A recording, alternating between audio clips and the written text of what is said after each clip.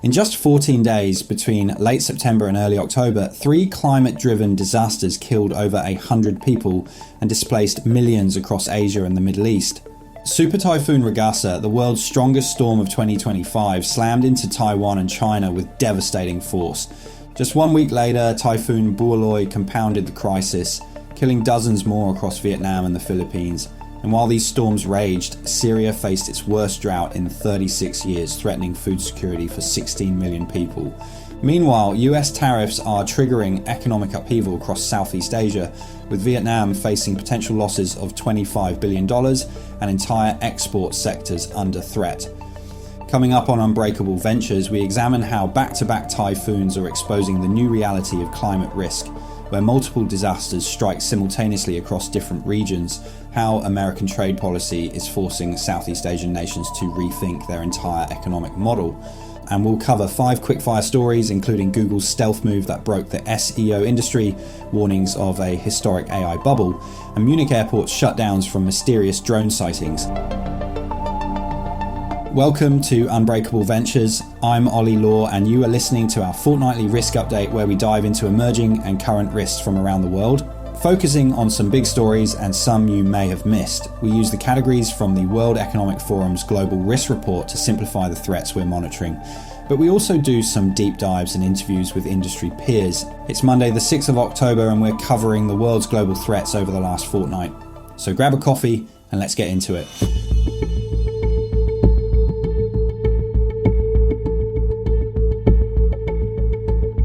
September 23rd, Super Typhoon Ragasa barrels into Taiwan with sustained winds of 137 miles per hour, the equivalent of a Category 4 hurricane. The storm brought torrential rain that caused a barrier lake in Hualien County to burst its banks, unleashing a wall of water onto the town of Guangfu below. 14 people died, most of them elderly residents on first floors who couldn't escape the rising floodwaters fast enough. But here's what should concern every business leader. Taiwan has a sophisticated disaster response system. They're experienced at handling typhoons. Yet the barrier lake overflow happened so fast that even their early warning systems couldn't prevent deaths. What does this say to nations lesser prepared? The storm then hammered southern China, forcing evacuation of nearly 2 million people in Guangdong province, home to massive industrial cities like Shenzhen and Guangzhou. Hong Kong ground to a complete standstill. And here's the kicker. Hong Kong typically experiences about 6 typhoons per year. Ragasa was the 9th of 2025. That's a 50% increase over normal. This isn't random variation. This is climate change making storms more frequent and more powerful.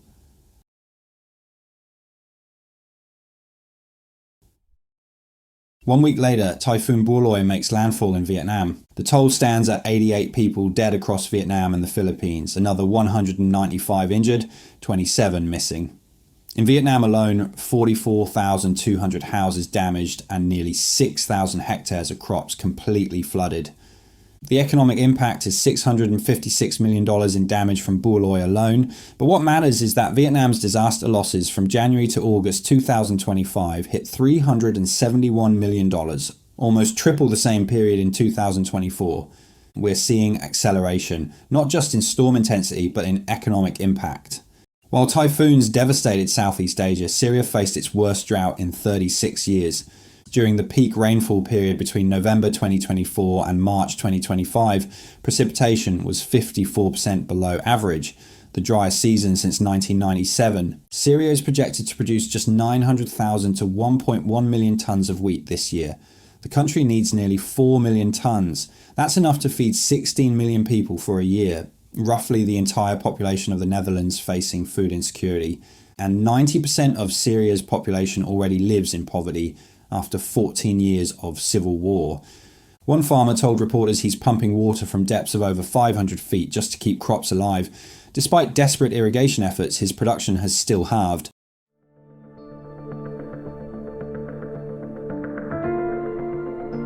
So why connect 3 separate weather events?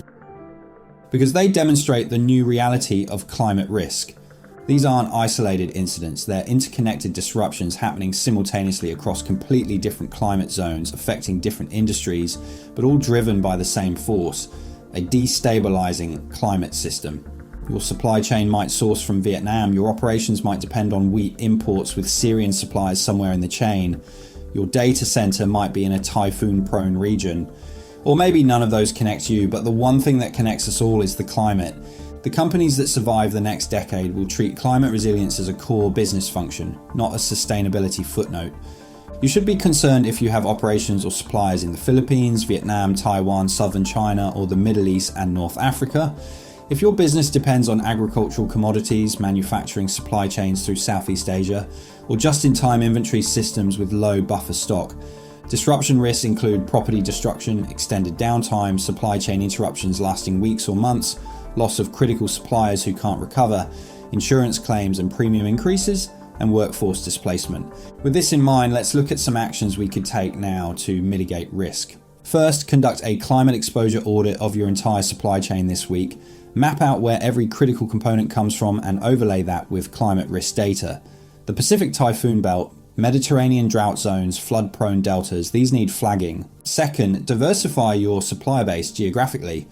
If you're single-sourced from Vietnam or the Philippines, start qualifying backup suppliers in different climate zones. Yes, it costs more, but a 6-week shutdown costs far more. Third, build buffer inventory for critical components. I know this goes against lean manufacturing principles, but in an era of frequent climate disruptions, strategic inventory redundancy is the price of resilience. Fourth, establish real-time monitoring systems. Subscribe to weather intelligence platforms that give you 72 to 96-hour advance notice. That lead time can mean the difference between orderly shutdown and chaotic disaster. Finally, integrate climate risk into capital allocation decisions. When deciding where to build facilities or sign long-term leases, climate projections should be as important as labor costs. A cheap location in a flood zone isn't actually cheap when you factor in true climate risk. Stop treating climate disruption as low probability, high impact. It's now high probability, high impact, happening multiple times per year.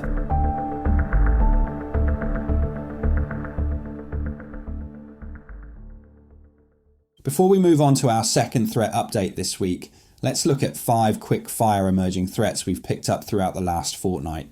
These will be noteworthy stories we think you should know about, but less detailed than our 2 core threats analysed.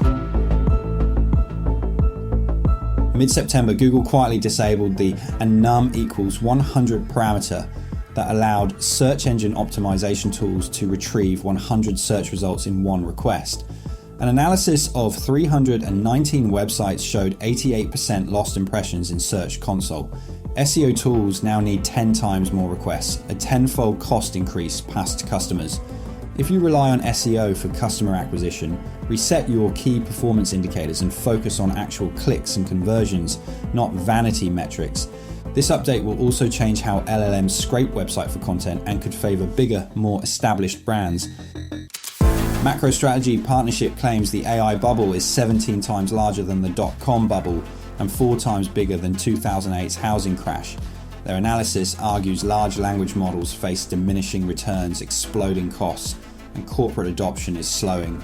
Even Jeff Bezos acknowledged we're in an industrial bubble. If you're heavily invested in AI stocks or banking your strategy on massive AI productivity gains, stress test against scenarios where AI doesn't deliver the promised revolution. Analysis reveals smart homes are far from secure by default. Weak factory settings, unchanged credentials, inconsistent firmware updates, insecure networks. Change all default passwords immediately. Enable 2-factor authentication. Segment your network. Put IoT devices on separate guest networks isolated from computers if you can. Don't assume convenience equals security. Munich airport shut down twice in 2 days after confirmed drone sightings, affecting 6,500 passengers. Similar incidents occurred across Denmark, Norway, Poland, Romania, Estonia. Germany's interior minister called it a wake-up call, and many are attributing this to Russia's continued taunting of NATO. If you operate near critical infrastructure or depend on air freight through European airports, expect periodic closures and build buffer time into logistics. An internal US Army memo flagged the NGC-2 battlefield platform by Anduril and Palantir as very high risk. Issues include any user can access all data regardless of clearance, no activity logging, third-party apps with hundreds of unresolved vulnerabilities. Companies responded that issues have been addressed, but this highlights tensions between Silicon Valley's speed and Pentagon's security needs. Further sources and references can be found in the footnotes of this podcast. But without further ado, let's look at our second threat update this week. Imagine waking up to find your primary export market just slapped tariffs of up to 40% on your goods for tens of thousands of businesses across Southeast Asia. That's the reality for many on August 7th. President Trump's reciprocal tariffs hit ASEAN hard. Cambodia faces up to 49% initially. Vietnam gets 20% baseline, but any Chinese transshipments face an additional 40% penalty, 60% total. Indonesia, Thailand, Malaysia, all facing rates between 19 and 40%. The UN Development Programme report projects Cambodia's exports to the US will contract by 24%, Vietnam by 19%, Thailand by 13%. Overall, total ASEAN exports to the US projected to fall by nearly 10%. Vietnam is particularly vulnerable. The US accounts for 37% of their total exports. Vietnamese customs data for August showed footwear exports plunged 5.5% in a single month. The World Bank revised Vietnam's growth forecast down to 6.6% from 6.8%. That's nearly 2 percentage points below the government's 8.3% target. In dollar terms, billions in lost economic activity. In a worst-case scenario, Vietnam could lose up to $25 billion in a single year. Some sectors are already feeling the pain. Electronics, semiconductors, garments, footwear, all facing average tariffs around 20%. These are competitive, low-margin products where 20% can wipe out profitability entirely. But here's the geopolitical angle. These tariffs might push ASEAN nations closer to Beijing. Exactly opposite of what Washington presumably wants. As US market access becomes expensive and uncertain, the gravitational pull toward deeper integration with China strengthens. The export-led growth model that served Southeast Asia for decades is being stress-tested like never before.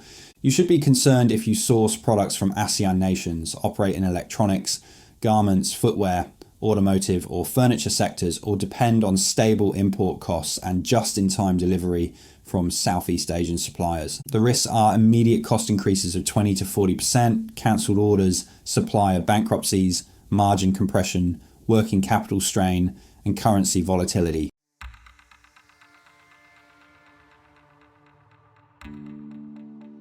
Let's look at some actions we can take to prevent the impacts of these threats. First, conduct complete tariff exposure analysis. Every product you import from ASEAN needs mapping against the new tariff schedule. Get precise numbers, don't estimate. Second, explore tariff mitigation strategies, foreign trade zones in the US, country of origin optimization, product classification review. Sometimes small design changes shift tariff codes.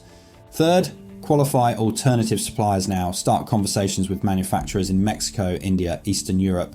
You don't have to switch immediately, but you need options. Fourth, model scenarios. Best case, tariffs negotiated down. Base case, current levels persist. Worst case, further escalation. Have a playbook for each. Fifth, consider nearshoring or reshoring. For some products, moving production closer to end markets might now make economic sense. Finally, reconsider your global footprint strategy. The era of optimizing purely for lowest cost is over. Optimize for a portfolio, cost, geopolitical risk, tariff exposure, supply chain resilience, and market access. Treat this as a permanent shift in the global trading environment, not temporary disruption. The common thread between our two main stories is velocity. Climate events intensifying faster than predicted, trade policies shifting faster than supply chains can adapt, technology platforms changing rules overnight, drones shutting down airports in minutes. The organizations that thrive won't have perfect plans. They'll have adaptive capacity and real-time intelligence.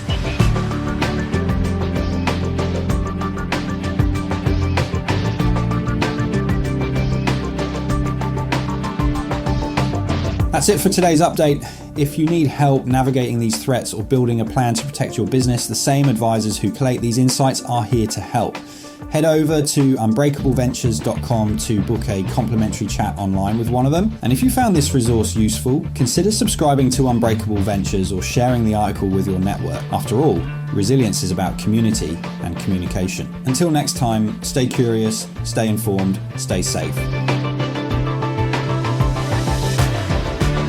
Unbreakable Ventures is brought to you by the Senior Advisory Team at Fixing, a boutique resilience advisory based in the Oceania, ASEAN and India regions. Special thanks to our sponsor and Europe's leading SaaS provider for resilience software, F24. Our resources are researched and published by industry specialists across New Zealand, Australia, Malaysia and the UK. This podcast provides advice and opinion on disaster recovery and the threat landscape. The content is not a substitute for expert guidance during a crisis. Unbreakable Ventures is trademarked by Fixing Consulting Partners, a Fixing Group company.